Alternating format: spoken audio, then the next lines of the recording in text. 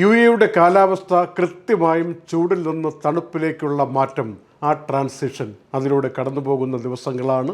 ഇന്നു മുതൽ ഒക്ടോബർ 1 ചൊവ്വാഴ്ച രാവിലെ വരെ ആ ഒരു പ്രത്യേക കാലാവസ്ഥ എന്ന് വെച്ചാൽ കൂടുതലും മൂടൽ മഞ്ഞ് വെളുപ്പാങ്കാലത്തും പാതിരാത്രിയും ഒക്കെ അനുഭവപ്പെടുന്ന സാഹചര്യം. അതേക്കുറിച്ച് ജാഗ്രത പാലിക്കണമെന്ന് പറഞ്ഞിട്ടുണ്ട്. അബുദാബിയിലും ദുബായിലും ഷാർജയിലും പലയിടങ്ങളിലായിട്ട് ഈ മൂടൽ മഞ്ഞുമായി ബന്ധപ്പെട്ട യെല്ലോ, റെഡ് അലർട്ടുകൾ കാലാവസ്ഥാ നിരീക്ഷണ കേന്ദ്രം പുറപ്പെടുവിച്ചിട്ടുമുണ്ട്. മൂടൽമഞ്ഞ് ഞങ്ങളുടെ പ്രദേശത്ത് കണ്ടില്ലല്ലോ, നിങ്ങൾ അങ്ങനെ പറഞ്ഞല്ലോ എന്നൊന്നും ഇനി ചോദിക്കരുത്. മൂടൽമഞ്ഞ് ഉണ്ടാകാനുള്ള സാധ്യത, വിസിബിലിറ്റി വളരെ കുറയാനുള്ള സാധ്യത, ഇതൊക്കെ പറയുന്നതിനെ നമ്മൾ ആ ഗൗരവത്തിൽ തന്നെ സ്വീകരിക്കണം. നാളെ ശനിയാഴ്ച സെപ്റ്റംബർ 28 രാവിലെ മൂടൽമഞ്ഞ് അനുഭവപ്പെടാം. യാത്ര ചെയ്യുന്നവർ പ്രത്യേകം ശ്രദ്ധിക്കുക.